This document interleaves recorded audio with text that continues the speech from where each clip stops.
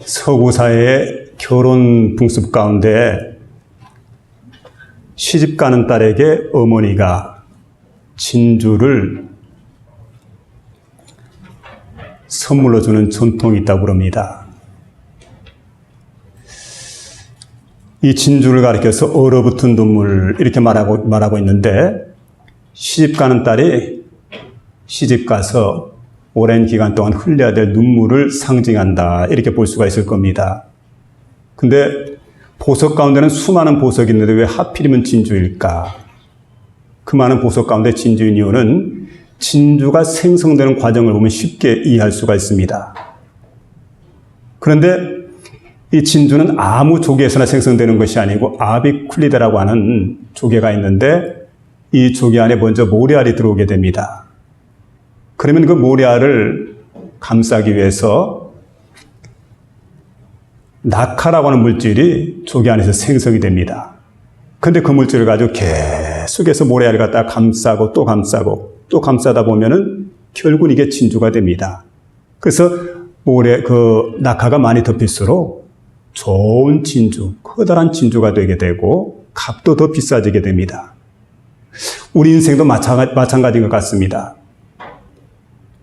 세상을 살다 보면은 수많은 모래알들이 우리 속에 들어오게 됩니다.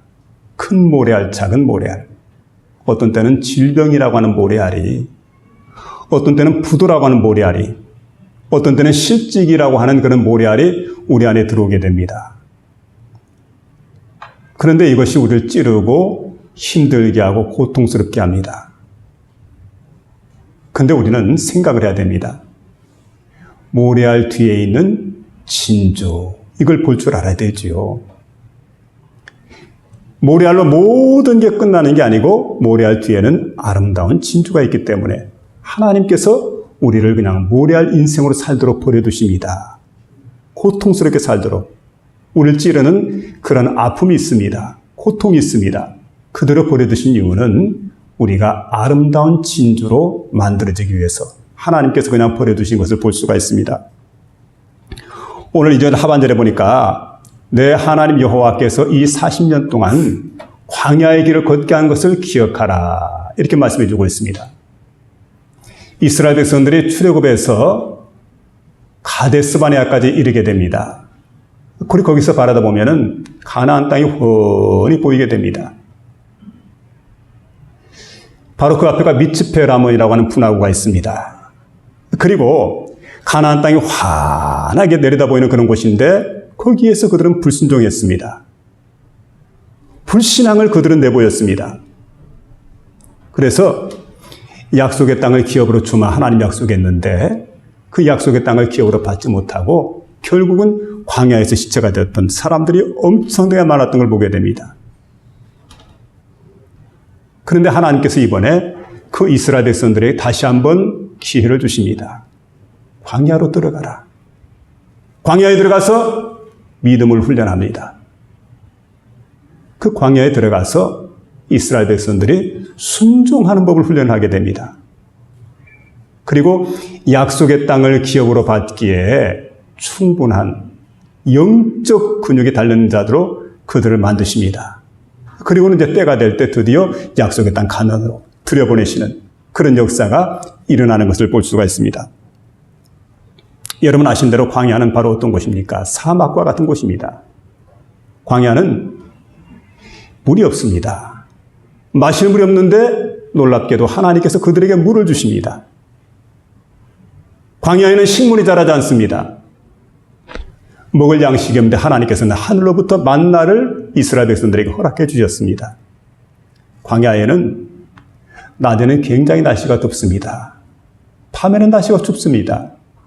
그런데 이 날씨가 더울 때 하나님께서 하늘에 마치 차양막과 같은 구름 기둥으로 저들을 덮어주셨습니다.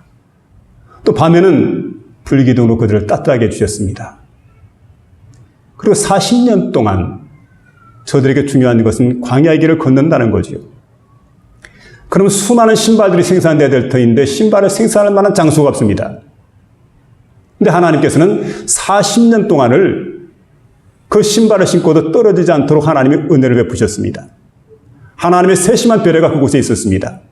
또 그뿐만 아니라 40년 동안 의복을 입었는데 헤어지지 않았다는 거죠. 광야는 사람이 살만한 곳이 못 됩니다.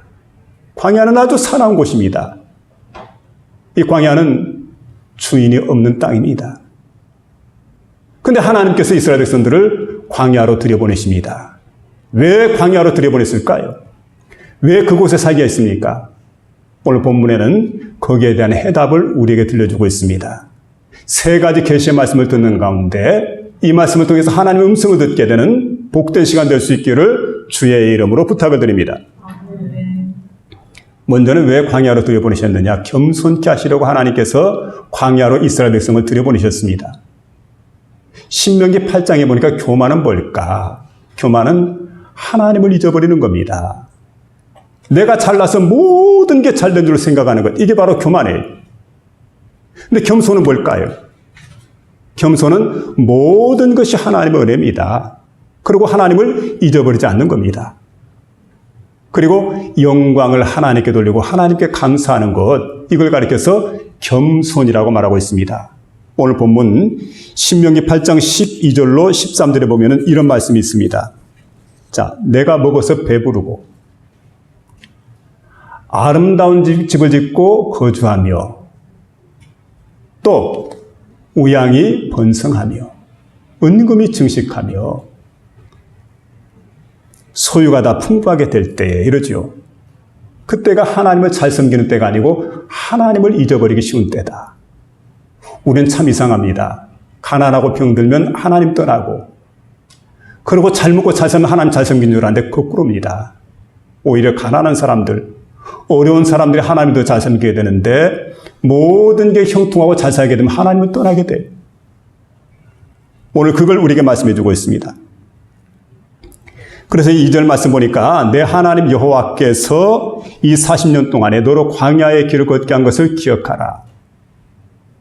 이는 너를 낮추시며 그래요. 낮추시며. 3절에도 너를 낮추시며. 낮추신다는 말을 영어에 보니까 험벌이라고 그럽니다. 무슨 뜻입니까? 겸손하게 하시려고. 하나님께서 우리를 겸손하게 하시려고 광야 학교에다 입학을 시켰다는 거예요. 광야로 들어가라. 들어가서 40년 동안 그곳에 지내라. 그 40년 동안에 거기서 배우는 게 뭡니까? 겸손을 훈련하는 거예요. 40년 동안. 하나님이 크게 쓰시는 사람들 보니까 대부분이 다 광야 생활을 경험을 합니다.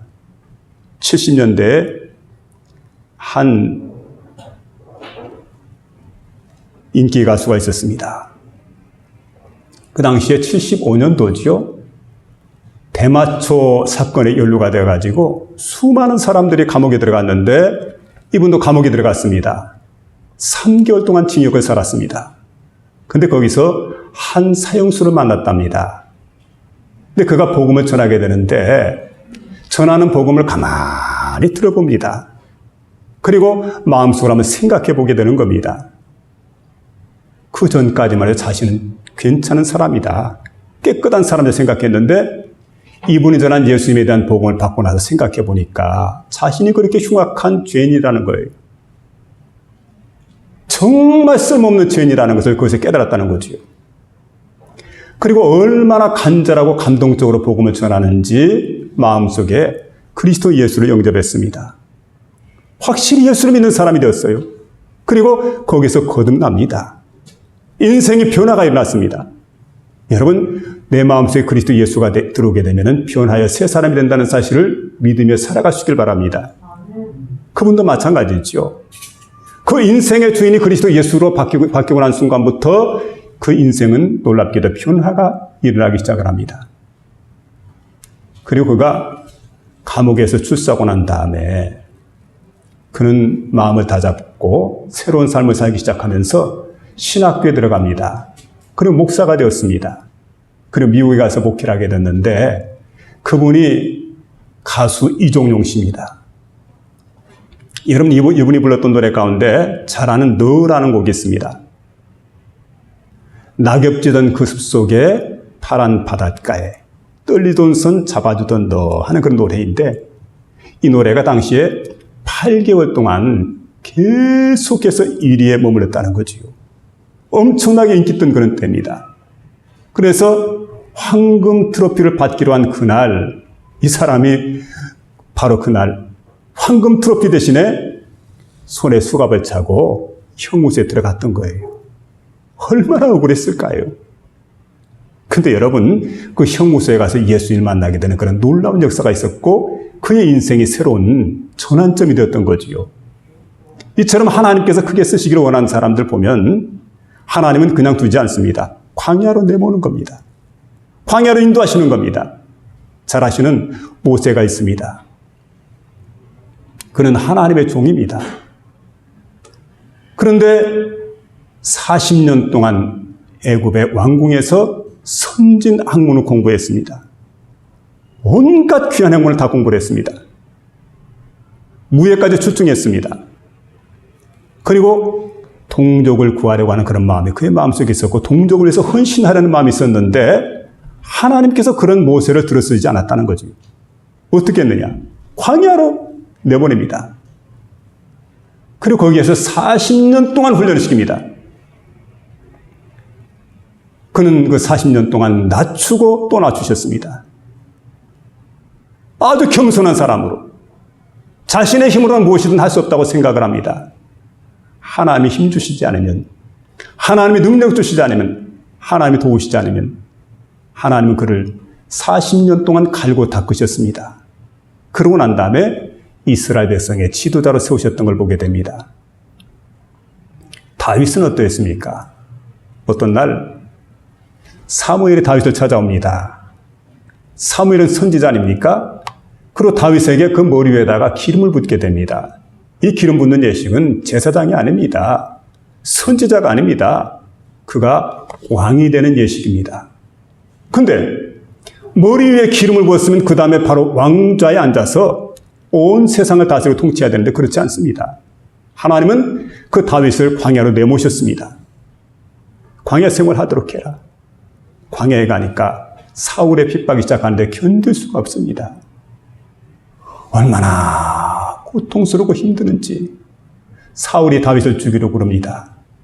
근데 여러분, 훗날 다윗은 그 주옥 같은 시편들을 계속해서 쏟아냅니다. 얼마나 그 시편이 힘을 주고 은혜가 되고 아름다운 그런 그 간정들입니까? 근데 그 시편 읽을 때마다 우리가 은혜를 받게 되는데 그 시편은 평안한 왕궁에서 기록한 게 아니었던 거지요. 이 시편이 기록된 장소는 바로 광야 생활하면서 이 시편을 갖다 기록하는 거예요. 처절한 생활하면서, 뼈아픈 생활하면서. 근데 만일에 다윗에게 광야 생활이 없었다면 어떻게 됐을까? 사울처럼 그 인생이 전성기에 이르게 될 때 많은 사람들에게 존경을 받게 되고 높은 왕의 보좌에 앉아서 존경받게 될 때 어쩌면 사울처럼 버림을 받았을지도 모릅니다. 근데 그의 인생에는 바로 광야 생활이 있었습니다. 하나님은 그를 낮추셨습니다. 그러니까 왕이 될 만한 그릇으로 그를 만드셨어요. 그리고 난 다음에 왕의 보좌에 앉도록 만드셨습니다. 훗날 그는 많은 사람들이 주앙하는 성군이 되어졌습니다. 어떻게 그 일이 가능합니까? 하나님께서 낮추시고 또 낮추셔서 겸손하게 하셨기 때문에 가능했던 거지요. 하나님은 자만과 의, 자기 교만, 그리고 오만, 이런 것들로 가득에 채워져 있는 사람 하나님 쓰시기를 원치 않습니다. 이런 사람들을 광야로 내보내십니다.